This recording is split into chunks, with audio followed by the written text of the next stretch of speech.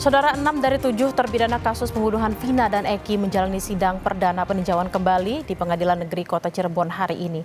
Pihak kuasa hukum menyatakan telah menyiapkan sejumlah novum atau bukti baru. Kuasa hukum terpidana kasus Vina, Otto Hasibuan, menyebut sidang PK hari ini akan dijalani 6 terpidana terlebih dahulu, sementara 1 terpidana lainnya yakni Sudirman baru akan menjalani sidang PK pada 25 September mendatang.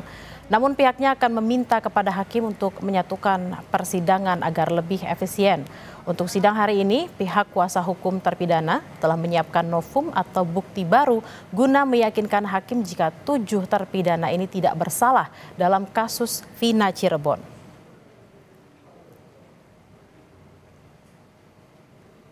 Ya, jadi hari ini kita akan bersidang pertama untuk PK daripada PK-nya 7 terpidana. Sedangkan Sudirman itu sidangnya akan berbeda, ya. Itu tanggal 25 dia dapat panggilan. Tetapi kita akan berencana nanti untuk coba meminta kepada majelis, siapa tahu bisa mungkin disatukan perkara itu. Karena apa? Karena saksi, ahli, barang bukti ada yang bersamaan, walaupun ada sedikit yang berbeda, tapi akan lebih efisien apabila disatukan.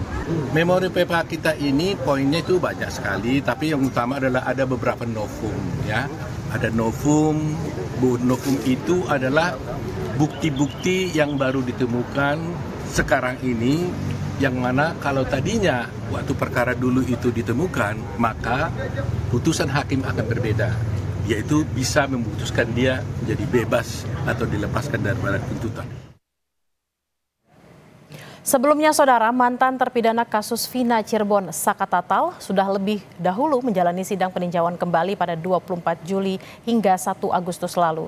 Pengadilan Negeri Kota Cirebon, Jawa Barat menyatakan telah mengirimkan berkas sidang PK Saka Tatal ke Mahkamah Agung pada tanggal 30 Agustus 2024 atau hampir sebulan setelah berakhirnya sidang PK Saka Tatal.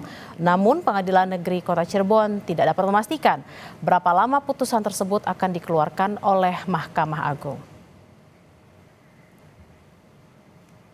PK /2024 Pengadilan Negeri Cirebon Junto nomor 16 Petsus Anak /2016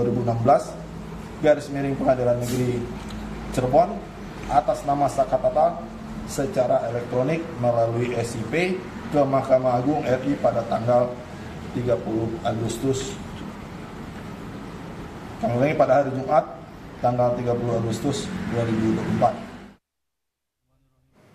Kasus pembunuhan Vina dan Eki, saudara, terjadi pada 27 Agustus 2016 silam di Cirebon, Jawa Barat.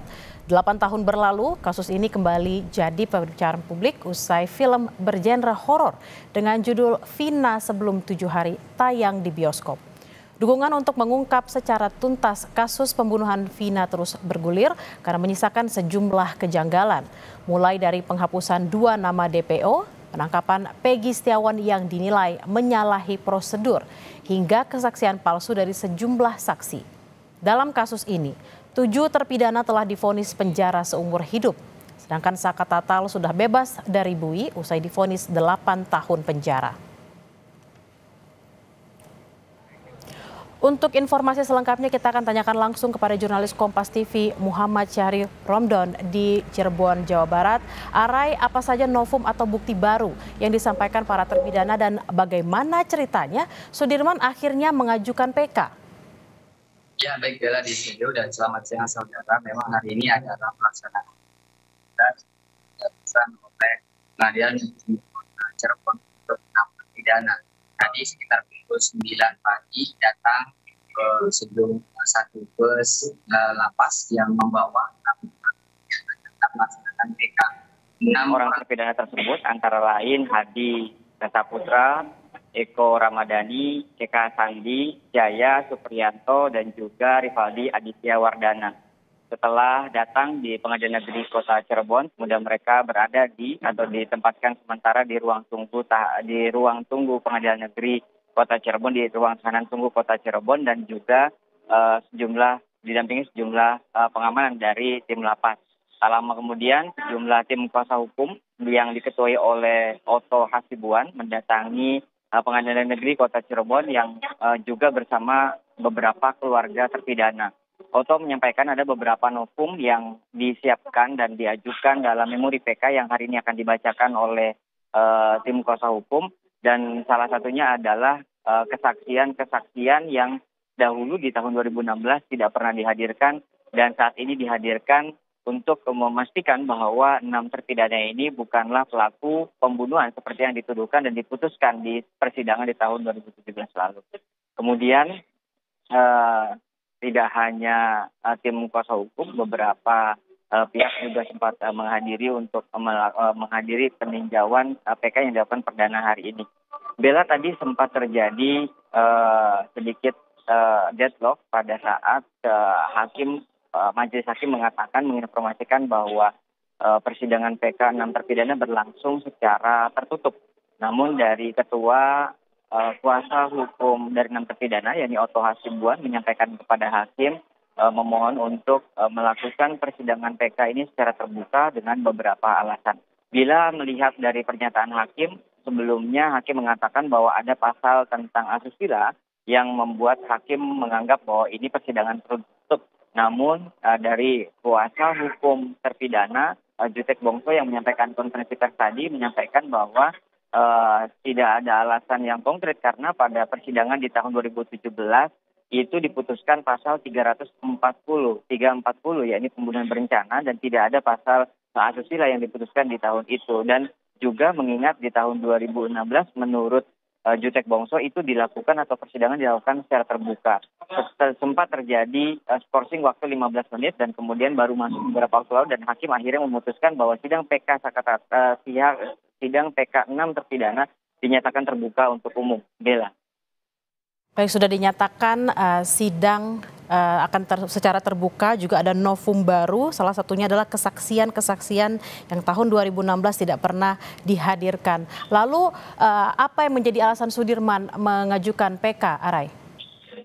6 terpidana ini memang sudah lebih awal mengajukan peninjauan kembali ke Pengadilan Negeri Kota Cirebon, mengingat mereka lebih dulu dipulangkan dari tiga lapas di Bandung, yakni lapas Jelekong, Banjai, dan juga Rutan Bandung. Kemudian tiba di lapas Kesambi Kota Cirebon dan dapat dihadirkan untuk menghadiri PK ini.